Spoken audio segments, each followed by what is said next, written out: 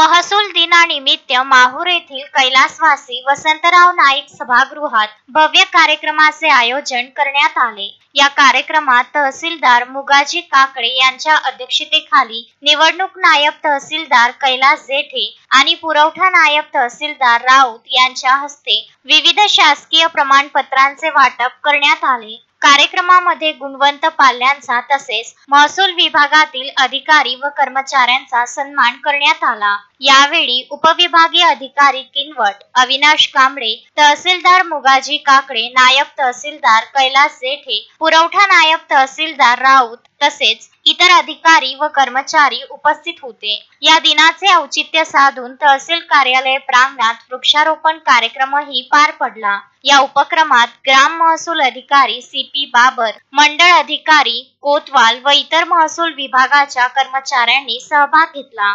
महसूल दिनानिमित्त घेतलेल्या या उपक्रमामुळे सामाजिक भान आणि पर्यावरणपूरक संदेश देण्यात आला।